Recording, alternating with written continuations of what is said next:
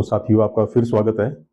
हम next topic में ये चलते हैं जल्दी जल्दी। ठीक है, टाइम की आपको भी प्रॉब्लम है और हमें भी प्रॉब्लम है, तो शुरू करते हैं। आपने सबसे पहले देखा होगा कि बैटरी सुना है आपने कि बैटरी क्या होती है। सेल भी सुना होगा। जैसे हम जनरली दुकान में जाते हैं तो हम क्या बोलते हैं कि जी घड़ी का सेल दे दो, एक सेल दे दो। लेकिन हम जब भी दुकान में जाते हैं ये नहीं कहते हैं कि बैटरी दे दो, घड़ी में डालनी है। ठीक है ना, बिल्कुल जो मैं कह रहा हूं। तो आज मेन हमारा जो टॉपिक है आगे, जैसे use and application of basic measuring instrument. Basic measuring instruments like voltmeter, ammeter and multimeter. तो मापना तो है हमने, वोल्टेज भी नापनी है, करंट भी नापना है, इनका हमने कहाँ कहाँ यूज होता है, कैसे यूज होता है वो देखना है। लेकिन इससे पहले हमें पता होना चाहिए कि जो चीज को माप रहे हैं वो क्या चीज है। जिस भी चीज के अगेंस्ट उसको वोल्ट मीटर को रखेंगे, लगाएंगे हम, तो उसका क्या मतलब है, वो क्या चीज है एक्चुअल में। तो थोड़ा सा बेसिक पढ़ेंगे और मुझे उम्मीद है कि जो बेसिक आपको यहाँ पे मैं पढ़ाऊंगा ये 100% आप कल अपने साथियों को, अपने रिश्तेदारों के बच्चों को, या जो आपके बच्चे पढ़ रहे हैं उनको आप बता पाएंगे कि सेल में क्या फर्क होता है, बैटरी में क्या फर्क होता है, और बैटरी कैसे बनती है,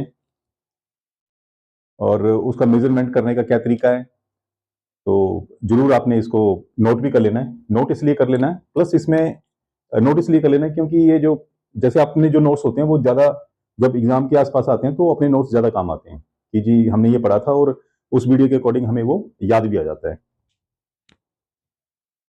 अगेन वो वीडियो देखना, रिकॉर्ड हो रहे हैं रिकॉर्ड। तो प्लस इसमें हम न्यूमेरिकल भी करेंगे, मतलब कि 10 के न्यूमेरिकल जरूर करेंगे इसमें, इससे आगे। तो 10 न्यूमेरिकल का मतलब है कि एक तो है कि आपको मैं बोल दूं कि जी आप इस तरह से इजी से न्यूमेरिकल आए, इसको मैं अपलोड कर दूंगा या पीडीएफ में। लेकिन आप, आपके पास भी टाइम लिमिटेड है, आप भी बिजी शेड्यूल में है, फैमिली भी है, ड्यूटी भी हमारी सबकी टफ है, कोई ऐसा नहीं है। तो हम क्या करेंगे कि इसी लेक्चर में, लेक्चर के साथ साथ ही हम उसके एग्जाम्पल भी कर लेंगे। और एग्जाम्पल में आपने जो अपना कॉपी पेंसिल में वो नोट भी कर लेने हैं, उसका ऑप्शन क्यों आएगा, उसका रीजन आएगा। और एक बार आप वीडियो कर लोगे तो उससे रिलेटेड आप क्वेश्चन 100% पेपर में कर पाओगे। कोई भी आपका क्वेश्चन उसमें छूटने वाला नहीं है। तो ठीक है, शुरू करते हैं हम कि सबसे पहले सेल क्या होता है। सेल और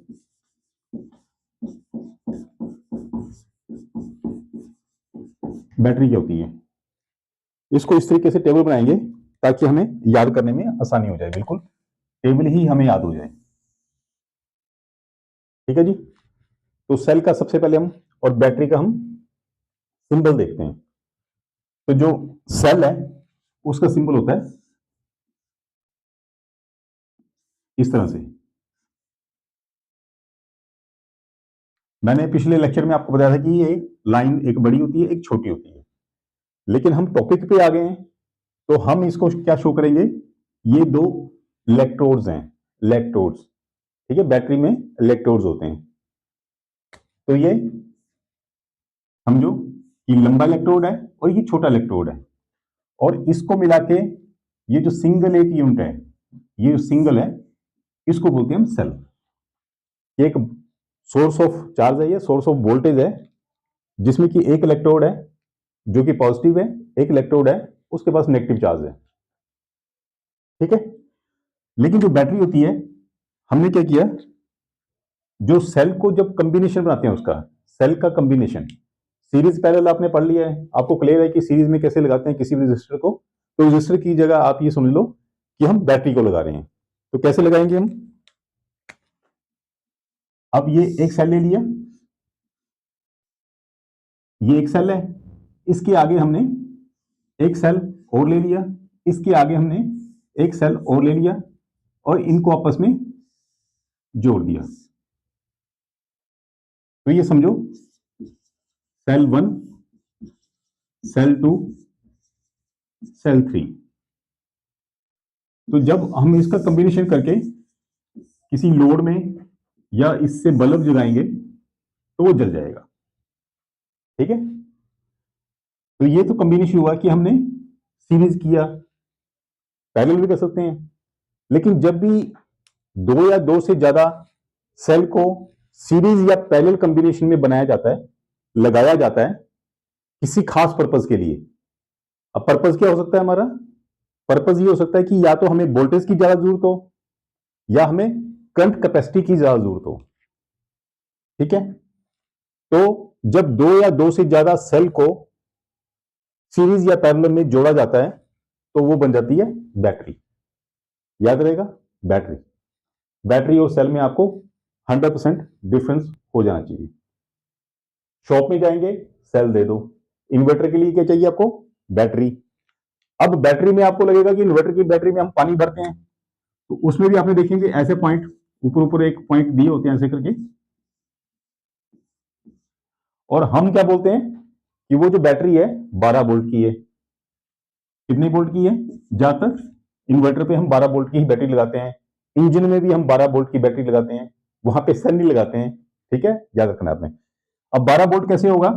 12 वोल्ट का मतलब है जो एक चीज होगी या एक कॉम्बिनेशन होगा किसका? दोनों इलेक्ट्रोड का, पॉजिटिव और नेगेटिव का, वो 2 वोल्ट का होगा। ये भी 2 का होगा, ये भी 2 का होगा, ये 2 का होगा, 2 का होगा। इस तरह से ये 6 हो जाएंगे।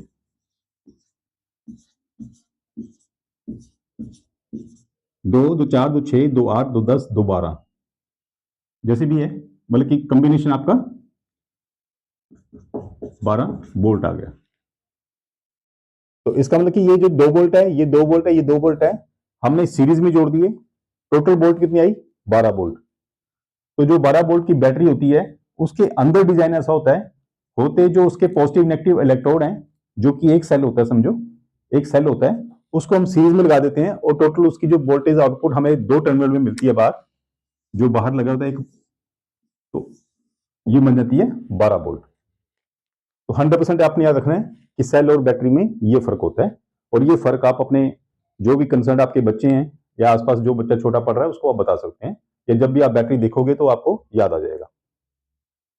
ठीक है, तो एक तो ये पॉइंट हो गया।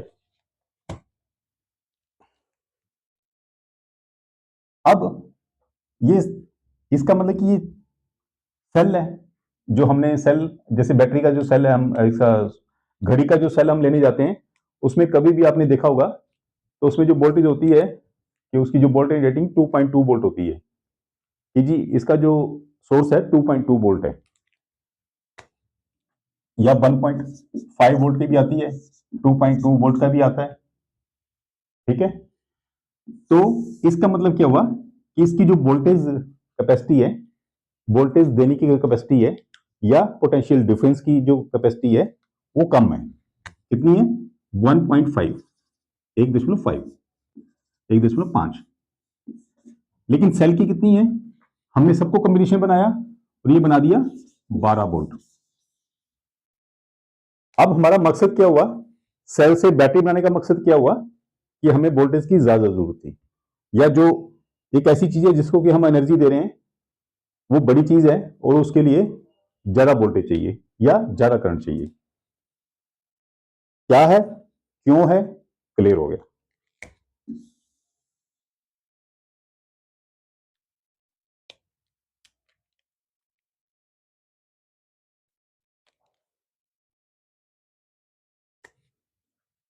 अब ये भी क्लियर हो गया कि स्मॉल डिवाइसेस में यूज होती है और ये बिग या लार्ज डिवाइस में यूज होती है।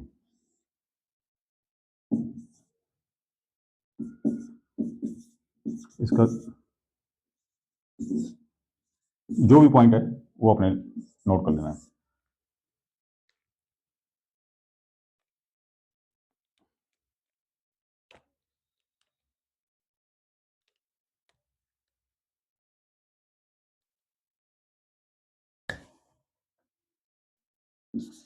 One positive electrode, one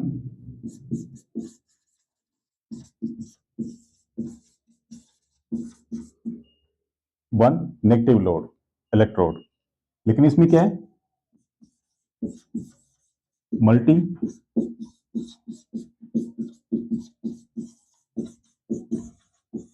electrode, multi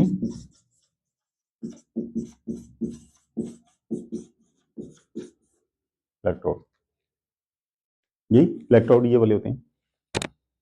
ठीक है, अब हम इस कंसेप्ट का यूज कहां पे करते हैं? जैसे हम एज ए टेलीकॉम टेक्नीशियन, हमें ये पता होना चाहिए, हमें जैसे पावर प्लांट का देखना है, तो पावर प्लांट में क्या होता है, वहां पे रेक्टिफायर यूज करते हैं।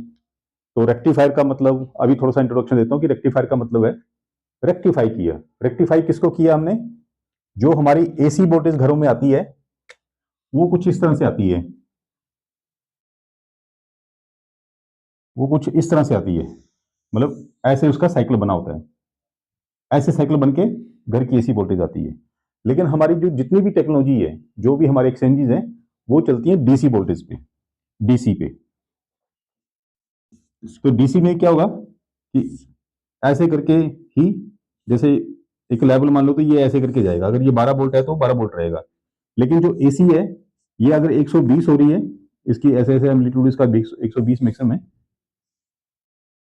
तो ये इस तरह से चलेगी, ये इसको फ्रीक्वेंसी बोलते हैं। ये स्टेबल नहीं है, इसका एम्पलीट्यूड, इसकी ऊंचाई कम हो रही है, ज्यादा हो रही है, वेरिएबल है, मतलब सिंपली समझिए कि चेंज हो रहा है।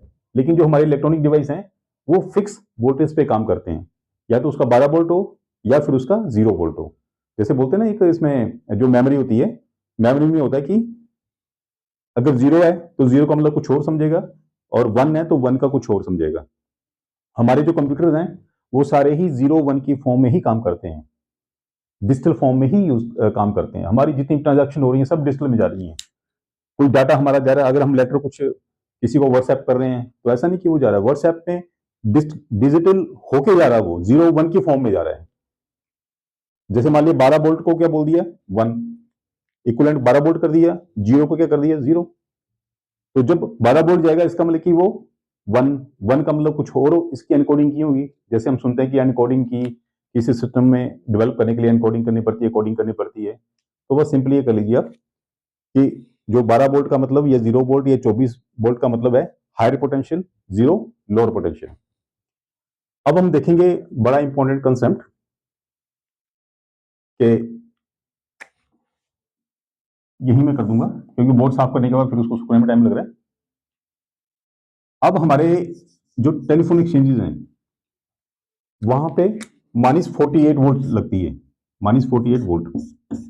जो हमारे ओसीबीज थी, ठीक है, ओसीबी जो हमारी स्विचिंग जो था, और मैक्सिमम जो मैंने पहले एक लेक्चर में बताया था आपको कि माइनस इसलिए लेते हैं कि जो आसमानी जो बिजली गिरती है, जब बरसात में या कभी भी क्या बोलते हैं उसको, लाइटनिंग होती है, तो जो -48 ऐसा वोल्ट है, माइनस माइनस का मतलब होता है कि वो पहले ग्राउंड है। तो ग्राउंड का मतलब कि वो जैसे कोई अगर बिजली उस पर ऊपर गिरेगी, तो एकदम से वो 0 हो जाएगी, तो हमारा जो इक्विपमेंट है वो सेफ रहता है। कभी आपने ये नहीं सुना होगा कि पूरी की पूरी एक्सचेंज उड़ गई, ठीक है, या तो हमने कहीं पे गलत की होगी, या उसकी अर्थिंग नहीं की होगी, या प्रॉपर उसको हमने उसका जो प्रोसीजर या मेंटेनेंस नहीं की होगी, तब वो जलती है। या फिर एक ऐसा आया कि ऐसी एक इतनी ज्यादा बिजली गिरी, उस बिल्डिंग पे गिरी कि उसने जो सामने आया वो सारा ही उसने खत्म कर दिया। तो एक अलग इसमें पैरामीटर्स हैं। लेकिन -48 कैसे बनती है, वो आपको यहाँ पे मैं जरूर बताऊंगा, क्योंकि सेल और बैटरी की हम बात कर रहे हैं। अब 48, मान लीजिए कि हमने यहाँ पे 2 वोल्ट की सेल ले लिया। सेल मतलब जब आप एक्सचेंज में जाएंगे तो एक छोटा सा एक सा रखा होता है, व्हाइट कलर का रखा होता है, उसके ऐसे ऐसे ऐसे करके सारा बड़ा सा एक बहुत भारी सा एक बैटरी बैंक बन जाता है, उसको बोलते हैं बैटरी बैंक। तो वो जो छोटी सी पार्ट होती है उसको सेल बोलते हैं। ऐसा नहीं कि वो घड़ी वाला सेल वहां पे लगेंगे, तो घड़ी वाले सेल की छोटी कैपेसिटी है, लेकिन जो वहां पे एक्सचेंज में एक छोटा सा एक समझो टिफिन की तरह दिखेगा, वो होता है सेल ही होता है वो। तो 48, अगर हमारे पास 2 वोल्ट है, तो 2 वोल्ट उसकी कैपेसिटी है, तो 48 वोल्ट बनाने के लिए कितने सेल चाहिए हमें? 24, 24 सेल चाहिए, ठीक है, 24 दूने 48 वोल्ट। तो जैसे ही हमने इसको 24 सेल को सीरीज में जोड़ा, सीरीज में जोड़ेंगे तभी वो 48 वोल्ट बनेगा। तो जैसे ये 48 वोल्ट बना, पॉजिटिव, ऐसे ऐसे करके हमने 24 सेल लगा दिए, तो समझो कि ये इक्विवेलेंट इस तरह से एक सोर्स बन गया हमारे पास, डीसी सोर्स। ये कितना हो गया? 48 वोल्ट। 48 वोल्ट इसलिए बना क्योंकि हमने इसको 2 वोल्ट 2 वोल्ट 2 वोल्ट करके करिए। अब अगर हम इसको, ये मान लिया ये वाली हमारी ये एक्सचेंज है, एक्सचेंज मतलब ये लोड, लोड बल्ब भी हो सकता है, हीटर हो सकता है, वॉशिंग मशीन हो सकती है, कुछ भी होता है, उसको लोड बोलते हैं, या उसको रेजिस्टेंस मान लो आप। तो ये एक्सचेंज हमारी लगी है, लेकिन हमने क्या करना है, इसका 48 वोल्ट पॉजिटिव जो है उसको ना लगा के हमें नेगेटिव नेगेटिव 48 वोल्ट करना है। तो हम क्या करेंगे, इस वाले जो पॉजिटिव वाले को ग्राउंड कर दिया जाता है। जैसे इसको ग्राउंड करेंगे तो ये -48 वोल्ट बन जाती है। इतना से याद रख लेना जो मेरे को पता है। जो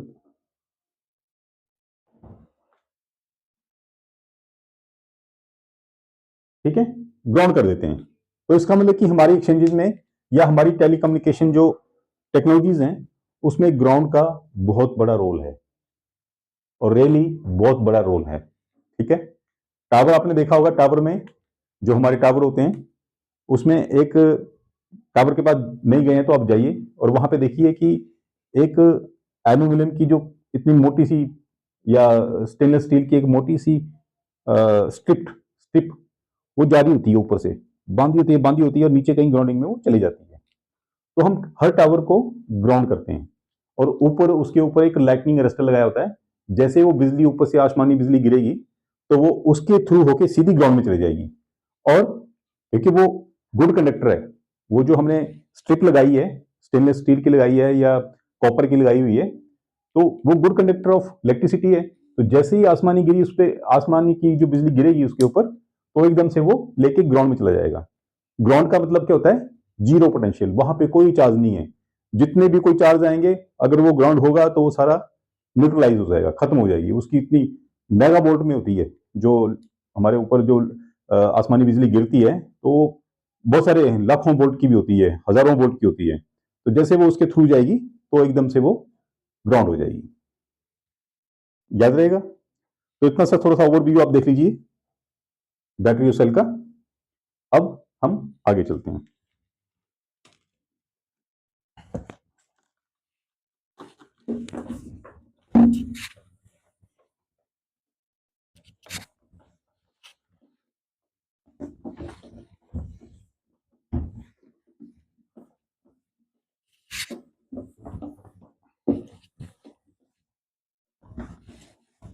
आप इसको थोड़ा वीडियो को आगे कर लो, या इसको फास्ट कर लिया करो, जैसे टाइम कम है तो 1.25 की स्पीड में देख लिया करो, क्योंकि मैं वैसे ही स्लो पढ़ा रहा हूँ। स्लो इसलिए पढ़ा रहा हूँ क्योंकि हमें स्लो में ज्यादा इफेक्टिव रहेगा।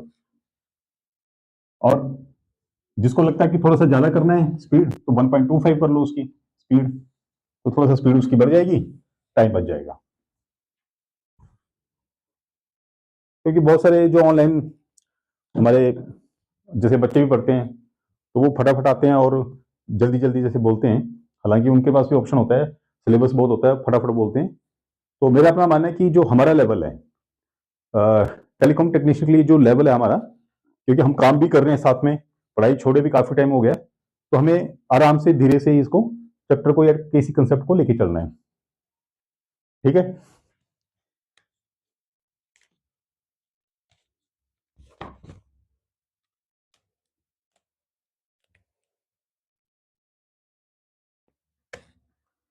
अब हम जा रहे थे कि हमने वोल्टेज को मापना है और करंट को नापना है, और उसके लिए कौन से इंस्ट्रूमेंट यूज होते हैं, वो किस तरह से सर्किट में लगाए जाते हैं, ताकि हम उसको आसानी से मेजरमेंट कर पाए बिना जले। अगर इंस्ट्रूमेंट को हम गलत तरीके से इस्तेमाल कर लिया, कनेक्ट कर दिया, वो एकदम से बर्न हो जाएगा, जल जाएगा, फायरिंग हो जाएगी। तो इसके लिए सबसे पहले हमें ये पता होना चाहिए कि वोल्टेज क्या होती है, करंट क्या होता है। तो इसमें भी हम टेबल टाइप ही बनाएंगे। ये वोल्टेज आ गया, ये करंट आ गया। ठीक है, ये कंसेप्ट इसलिए बता रहा हूं क्योंकि आगे हमें जब इसको पढ़ना है तो काम आएंगे ये। और वैसे भी हमें पता होना चाहिए, हम टेक्निकल लोग हैं, हम टेक्निकल फील्ड में जाएंगे तो हमें करंट क्या है, वोल्टेज क्या है, सेल क्या है, बैटरी क्या है, हमें वैसे पता होना चाहिए। ठीक है,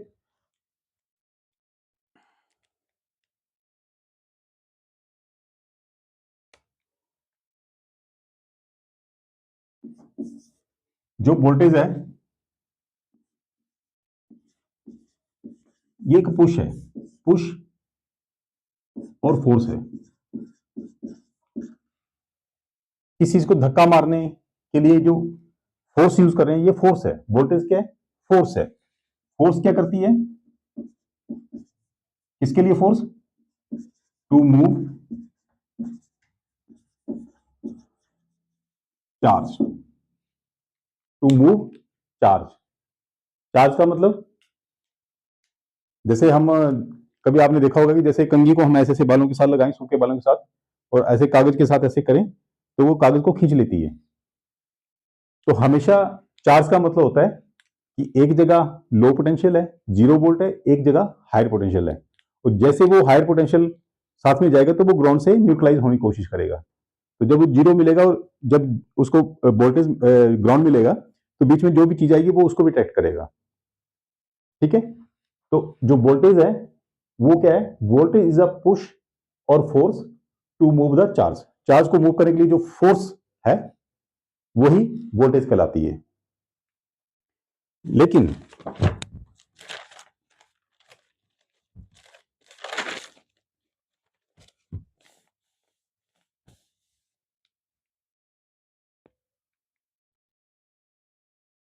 चार्ज बोल दो, ठीक है, और चार्ज किससे बना होता है, इलेक्ट्रॉन्स। ठीक है, अब जो करंट है,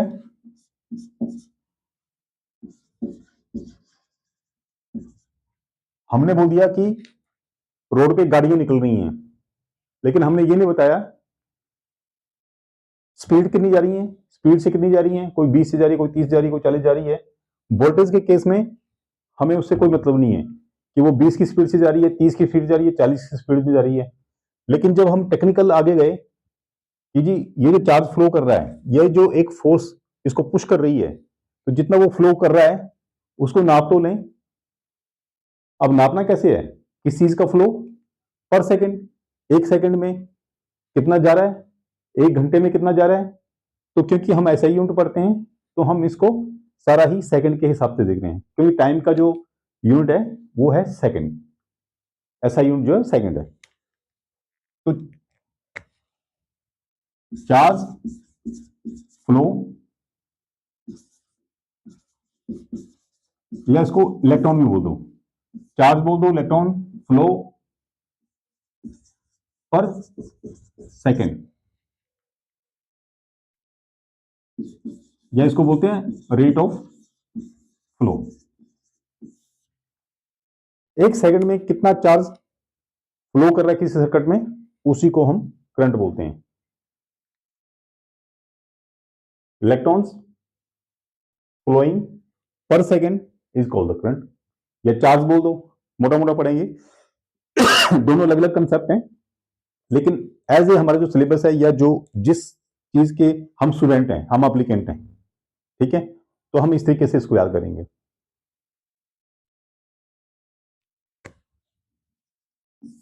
वोल्टेज पुश है,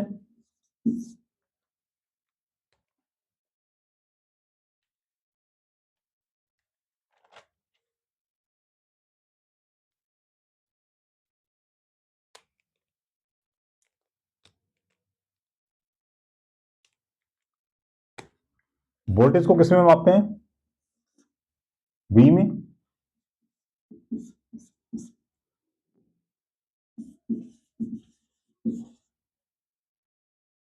एम्पियर, वोल्ट।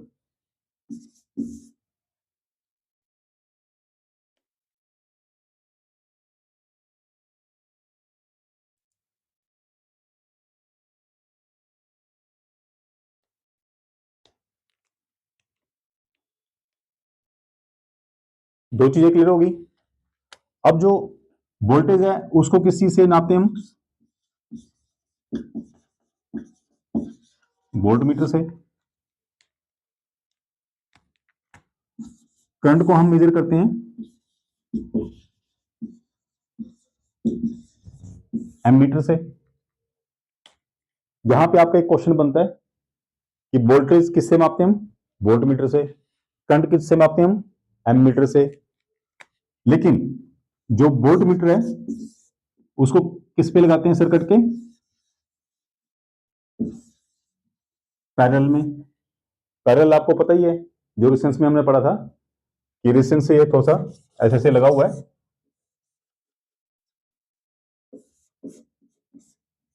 तो ये जो दोनों रेजिस्टेंस आपस में पैरेलल में, मतलब उनका ज्वाइनिंग पॉइंट एक ही होगा।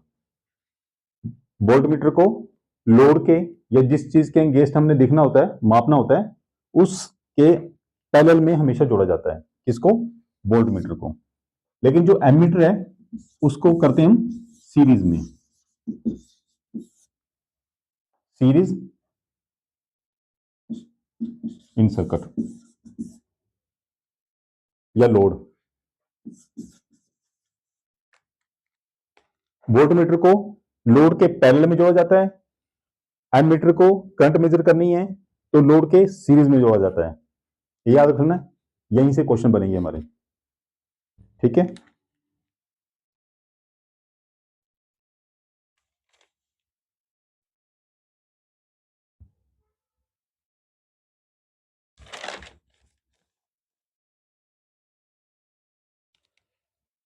एक मजेदार बात बहुत है, मेरे पास एक सेल है या बैटरी है। मान लिया मेरे पास एक सेल है, 2 वोल्ट का, ये 2 वोल्ट का है। तो इसमें क्या है? वोल्टेज कितनी है इसमें? 2 वोल्ट है। लेकिन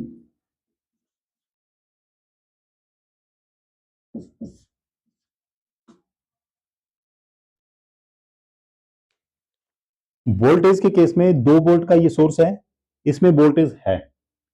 ठीक है। इसमें पावर है पुश करने की, और एक फोर्स है जो कि चार्ज को मूव करने के लिए बिल्कुल रेडी है इसमें। लेकिन इसमें करंट नहीं है। इसमें करंट नहीं, बोलते हैं करंट नहीं है, जनरली बोलते हैं कि यार करंट खत्म हो गया। तो ये करंट यहां पे खत्म हो गया। यहां पे वोल्टेज है लेकिन करंट खत्म है। तो करंट क्यों खत्म है? करंट तभी फ्लो करेगा जबकि उसको सर्किट मिलेगा। ये हमारे पास सोर्स है, इसके पास वोल्टेज है, लेकिन करंट तभी फ्लो करेगा जब उसमें सर्किट होगा। कोई सर्किट, मैंने आपको पिछले लेक्चर में बताया कि सर्किट क्या चीज होती है, कि उसको एक लोड की जरूरत है या रेजिस्टेंस की जरूरत है, और इसको हम इसके साथ जोड़ दें तो जो करंट फ्लो करता है पॉजिटिव टर्मिनल टू ऐसे करते नेगेटिव टर्मिनल में वापस आता है। ठीक है। तो आपने एक कंसेप्ट याद रखना है कि अगर ये ऐसे खुला पड़ा है तो उसमें कोई करंट नहीं है। करंट को फ्लो करने के लिए हमेशा सर्किट की जरूरत पड़ती है, और वो भी सर्किट ब्रेक ना हो, सर्किट कंप्लीट हो। ठीक है। तो ये 3-4 पॉइंट आपने याद रख लेने हैं। जैसे भी याद रखने हैं, बिल्कुल सिंपल तरीके से आपको बता रहा हूं ताकि याद रहे। अब हम इसको मिटा देते हैं।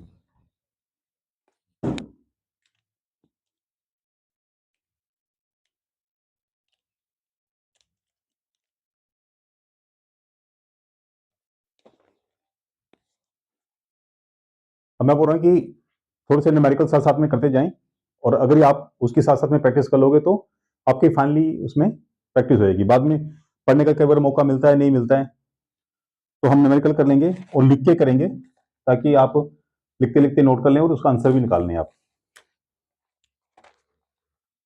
जैसे क्वेश्चन है,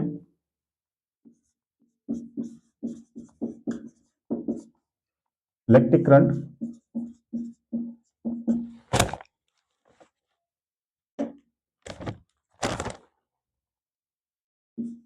is defined as the rate of flow of, किसका फ्लो है, इलेक्ट्रिक करंट किसका फ्लो है, पहला ऑप्शन है एनर्जी, दूसरा ऑप्शन है इलेक्ट्रॉन्स, चार्ज,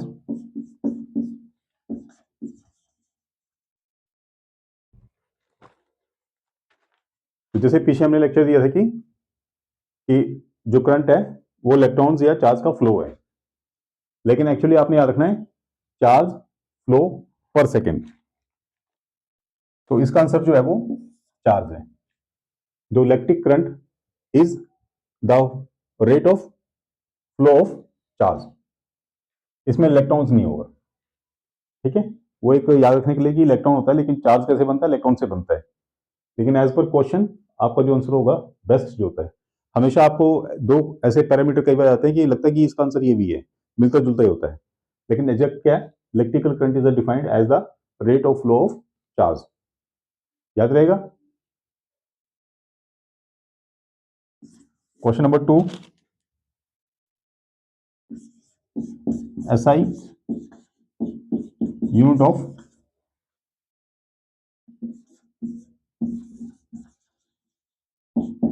voltage is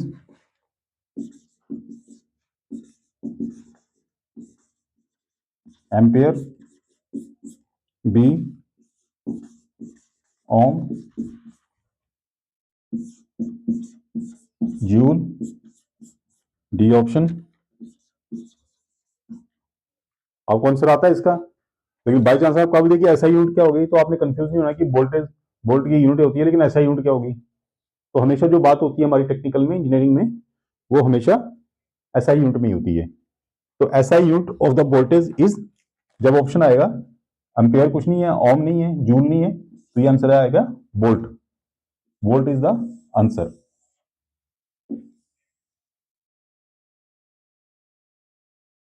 ठीक है, ये कर लेते हैं ताकि बोर्ड को बार बार साफ करने की जरूरत ना पड़े हमें।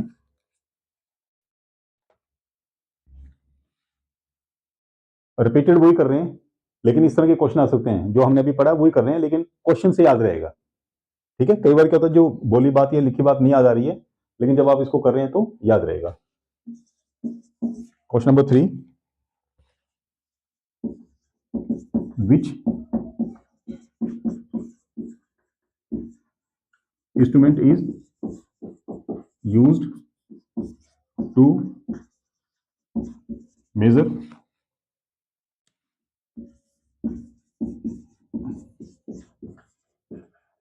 इलेक्ट्रिक करंट, ये ऑप्शन इसका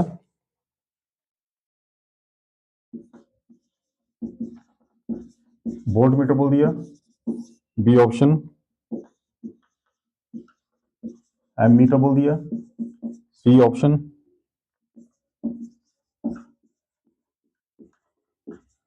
गैल्वेनोमीटर बोल दिया, डी ऑप्शन ओम मीटर आ गया। ये क्वेश्चन मैंने इसलिए लिख दिया कि which instrument is used to measure electric current, तो इलेक्ट्रिक करंट के लिए हमें पता ही है कि एम मीटर यूज करते हैं, तो हमारा B is the right answer, ammeter. इस तरह का क्वेश्चन आपको इसलिए बना के दे रहा हूं ताकि पेपर में इस तरह के ही क्वेश्चन आपको आने के चांसेस होते हैं। लेकिन अगर आपको बाई चांस एग्जामिनर ने बोल दिया कि which instrument is used to measure the electric current, voltmeter दे दिया, गैल्वेनोमीटर दे दिया, ओम मीटर दे दिया, और नीचे आंसर आ गया नन ऑफ एबव, कि इनमें से कोई भी नहीं है, तो आपको पता होना चाहिए कि इसको छोड़ के इनमें से भी कोई भी इसका आंसर नहीं है। करंट को हमेशा एमीटर से मापते हैं, तो इस तरह से अगर कोई क्वेश्चन बना के देते हैं तो हमने लिख देना, उसमें टिक लगानी है, नन ऑफ द अबव। ठीक है, क्वेश्चन नंबर नेक्स्ट देखते हैं।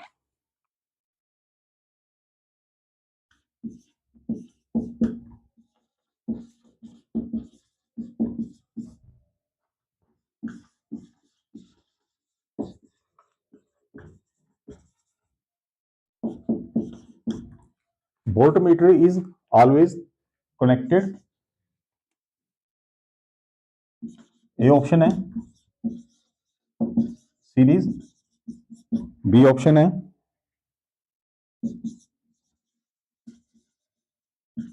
पैरेलल, सी ऑप्शन है आइदर सीरीज और पैरेलल, डी ऑप्शन है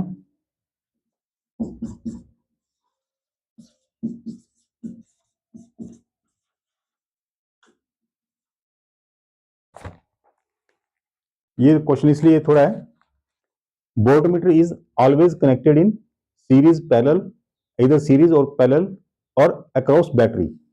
ठीक है, अब हम देखेंगे जी बैटरी को तो हम ऐसे नापते हैं, बैटरी लेते हैं और ऐसे करके करते हैं, तो वोल्टमीटर तो वही हुआ, लेकिन जो बैटरी है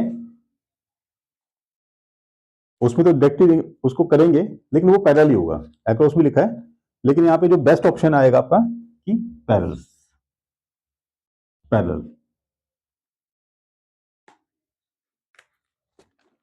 और अगर मान लिया पैरेलल नहीं है और लिखा कि across the 2 points of the battery या 2 electrodes of the battery, battery के 2 इलेक्ट्रोड्स होते हैं पॉजिटिव नेगेटिव, उसके सीधे जाके हम वोल्टमीटर को कर सकते हैं। ठीक है, तो लेकिन यहां पे क्या बेस्ट ऑप्शन है, पैरेलल। ठीक है जी, इसको देख लो, थोड़ा सा नोट भी कर लो, आप कॉपी में बना देंगे तो ठीक रहेगा, इस तरह से सिंपल क्वेश्चन आपको आ सकते हैं इसमें।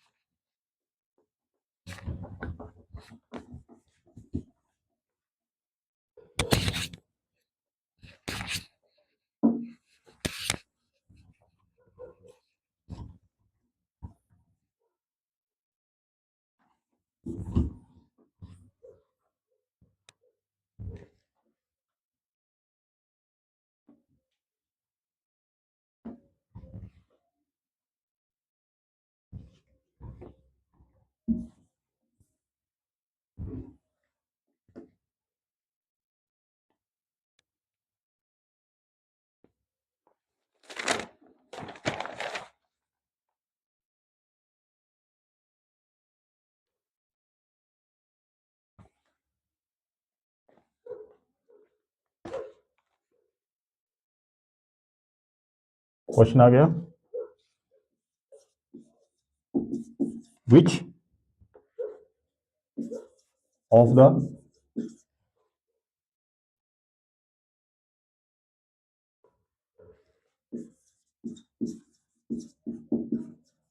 The following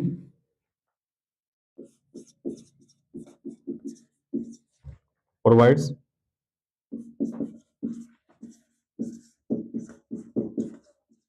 the driving force.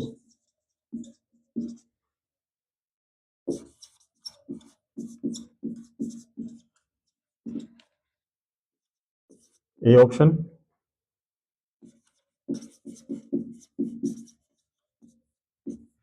Resistance, B option power, C option voltage, D option charge. Which of the following provides the driving force, क्या चीज है जो करंट को ड्राइविंग फोर्स देती है। तो अभी हमने जो बेसिक इसका पढ़ा था उसमें क्लियर किया था कि जो वोल्टेज एक फोर्स है, लेकिन वो किस लिए फोर्स, करंट के लिए। करंट तभी फ्लो करेगा जब कोई फोर्स होगी, तो फोर्स का मतलब है कि जब वोल्टेज होगी का मतलब पोटेंशियल डिफरेंस। एक चीज अगर 12 वोल्ट पे है तो एक पॉइंट उसका 0 वोल्ट पे होना चाहिए, तब इसको 12 वोल्ट का सोर्स बोलते हैं। तो ये क्या हुआ, इसका आंसर क्या हुआ, वोल्टेज। इसका याद रखना कि विच of the following provides the driving force for current. The answer is voltage. Resistance नहीं करती है, पावर को देख के कंफ्यूजन होना है कि जब हमने किसी सोर्स को पावर दे दी और वो हो रहा है। पावर एक अलग कंसेप्ट है, लेकिन यहाँ पे मेन है जो बेसिक फंडा है, करंट को आगे फ्लो करने के लिए वोल्टेज की जरूरत होती है हमें। ठीक है, next question.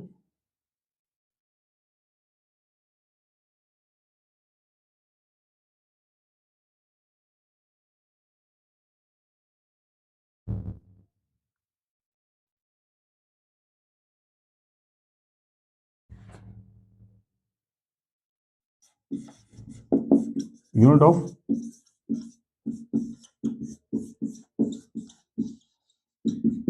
Electric current, unit of electric current आपको पता ही है, लेकिन फिर भी आपने इसको नोट कर लेना है।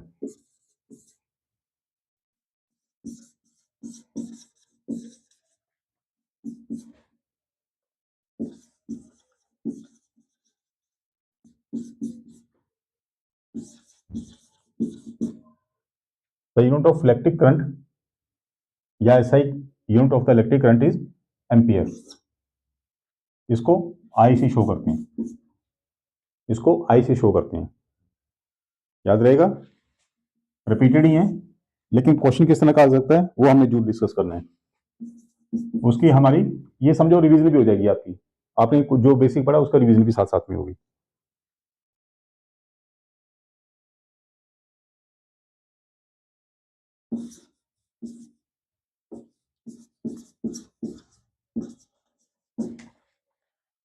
Current can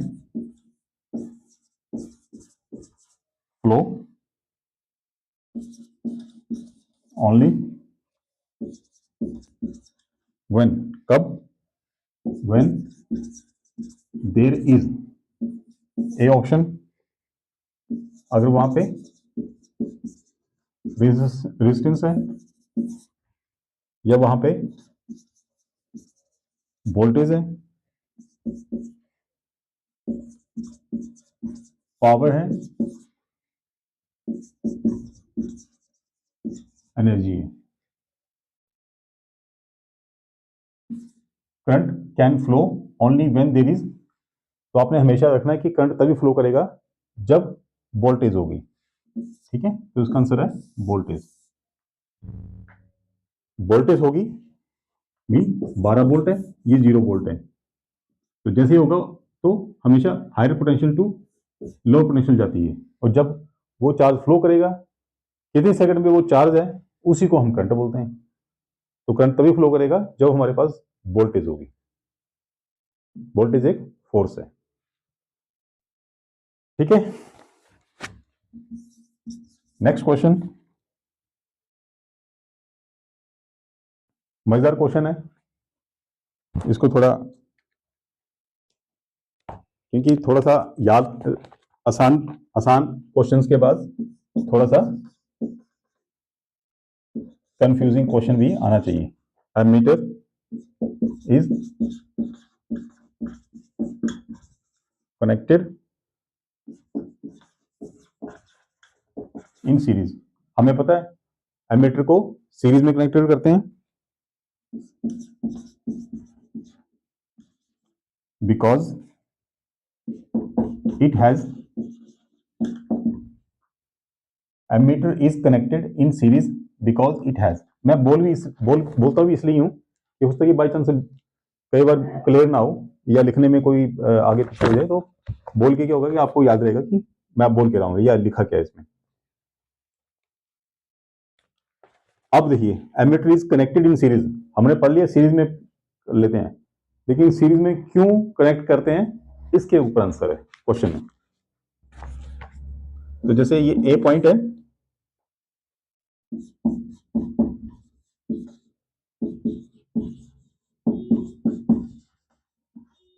high resistance, B है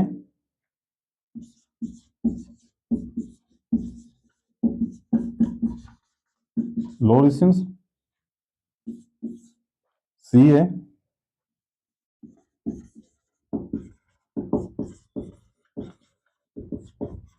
इनफाइनाइट रेजिस्टेंस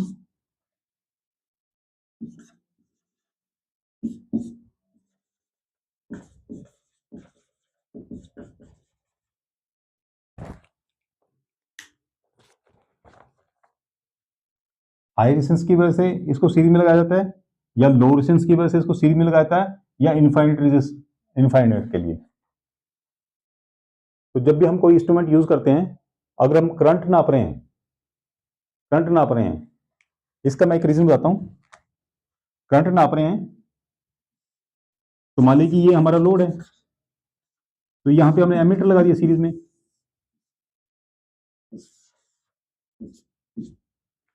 क्योंकि एमीटर जो होता है इसका सिंबल ही होता है, ये होता है, इसको गोला कर दे तो एमीटर बन जाता है, मीटर है वो। तो एमीटर जो सीरीज में है, अब एमीटर को सीरीज में यूज करते हैं, तो एमीटर का जो अगर रेजिस्टेंस ज्यादा होगा तो ये तो करंट को फ्लो नहीं करने देगा आपस में, बीच में से। रेजिस्टेंस का मतलब पता है आपको, पहले हमने डिस्कस किया कि उसमें से करंट के फ्लो को रोकता है। अगर लोड के हमने सीरीज में लगाना है इसको, तो इसका रेजिस्टेंस कैसा होना चाहिए? इंस्ट्रूमेंट का भी अपना रेजिस्टेंस होता है, तो जो इसका रेजिस्टेंस है ज्यादा होगा तब तो करंट ही फ्लो नहीं करेगा, नापेंगे क्या हम सॉरी, ज्यादा अगर रेजिस्टेंस होगा तो ये इसमें से करंट ही फ्लो नहीं करने देगा। तो आपने रखना है कि सीरीज में, इसलिए सीरीज में लगाते हैं तो उसका रेजिस्टेंस कम होना चाहिए ताकि इसमें से करंट फ्लो कर जाए, और ये यहाँ पे इसको हम माप भी लें और जो करंट जा रहा है उसके ऊपर कोई फर्क ना पड़े ज्यादा। तो इसका बी ऑप्शन है, low resistance. Ammeter is connected in series because it has low resistance. और अगर वोल्ट मीटर आ गया, voltmeter is connected in parallel because it has high resistance. ठीक है, यहां से क्वेश्चन बनेगा। वोल्ट मीटर के केस में voltmeter is connected in next question ही बन गया, ये बना देते हैं इसको नेक्स्ट।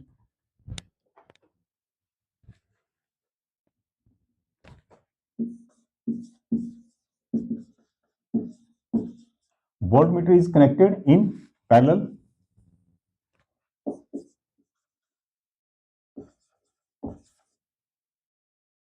because it has, अब इसमें क्या होगा, हाई रेजिस्टेंस, हाई रेजिस्टेंस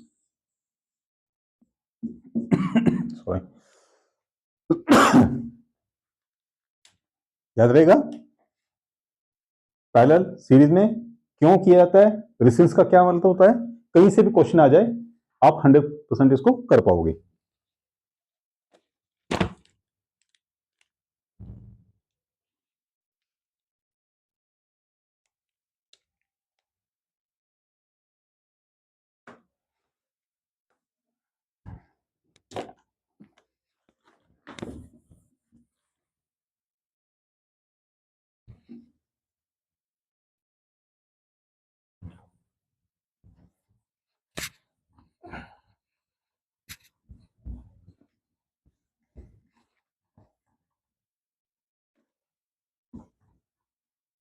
आज मेरे को उस टाइम बहुत खुशी हुई कि हमारे एक ब्रदर ने, फ्रेंड ने फोन किया कि आपने आज वीडियो अपलोड नहीं किया, या वीडियो तो नहीं आया कोई, या ऑनलाइन आपकी क्लास आज है कि नहीं है। तो जब इस तरह के फ़ोन आते हैं, पिछले कल भी मेरे को फ़ोन आया था कि थैंक यू सर, काइंडली आप जैसे भी कर रहे हो बढ़िया कर रहे हो, और हमें पूरी हेल्प करिए, मेरे पास सिलेबस नहीं है। तो मैंने सिलेबस भी भेजा उनको। तो जो पढ़ाने वाला या गाइड करने वाला टीचर होता है, उसके लिए एक बहुत मोटिवेशन होती है कि स्टूडेंट इसमें इंटरेस्ट ले रहे हैं। हम स्टूडेंट ही हैं, क्योंकि पढ़ना, मैंने पहले बोला कि पढ़ना मतलब बढ़ना। तो अपने अनवर खान भाई साहब हैं एमपी सर्कल से, उन्होंने फ़ोन किया था, मेरे को नाम मैंने सेव किया है। तो मेरे को बड़ी खुशी हुई कि वेट कर रहे हैं।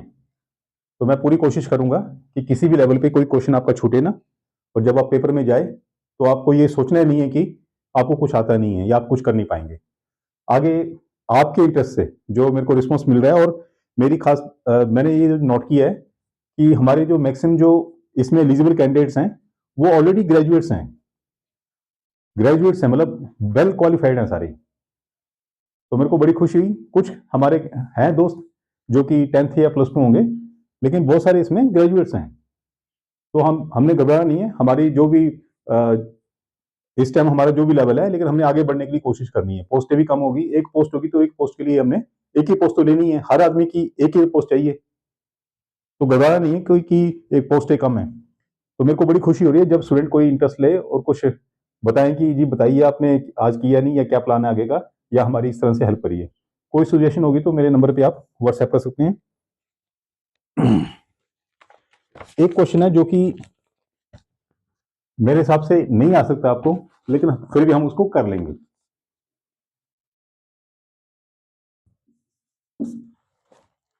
एक बहुत बेसिक है ये वोल्टेज का ना, तो हम इसको कर ही लेते हैं।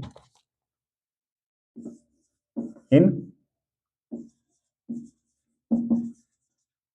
Water flow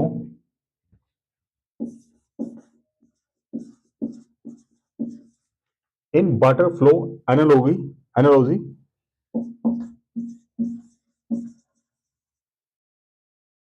voltage is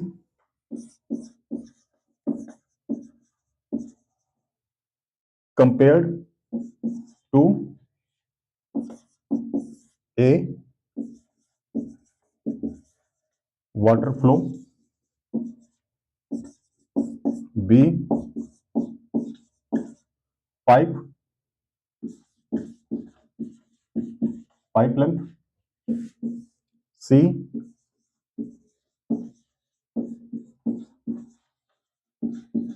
water pressure d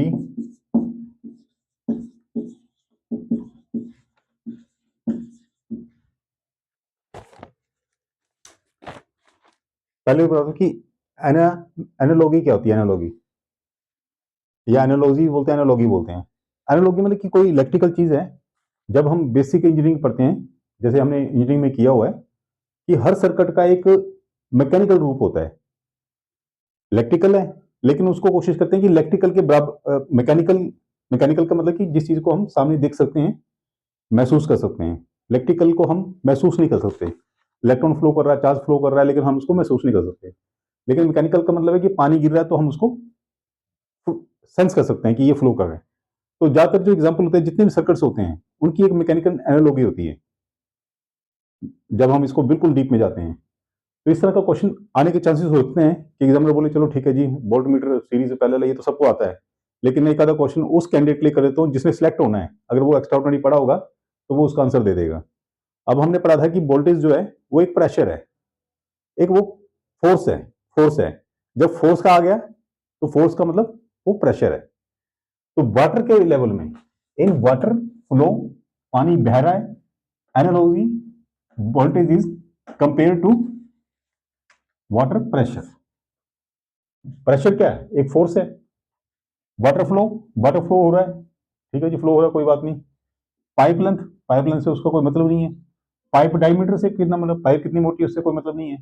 लेकिन इसमें क्या है कि जो वोल्टेज है वो प्रेशर के रिलेटेड होती है, और यहां पे बोला कि वाटर का एग्जांपल दिया है, तो क्या बन गया आंसर इसका? Water pressure. तो इस तरह का क्वेश्चन अगर बाई चांस आ गए तो वो आउट ऑफ सिलेबस नहीं माना जाएगा। उल्टा आपका इस क्वेश्चन को आप आंसर कर दोगे तो आप किसी और से आगे बढ़ जाओगे। तो आज इतना ही करते हैं अभी इस लेक्चर में। मैं थोड़ी देर में कोशिश करता हूँ कि एक लेक्चर और करूंगा, ताकि जो टाइम है, आज जैसे संडे का टाइम है तो उसमें 2 लेक्चर हो जाएंगे, ताकि आपको आगे फिर इसको आप संडे होने की वजह से आप इसको रिवाइज भी कर लें, पढ़ भी लें, नोट्स भी बना लें, जो भी अपना एक कॉपी पेंसिल से। तो अभी के लिए इतना ही। नेक्स्ट लेक्चर में हम जल्दी मिलते हैं। Okay, all the best.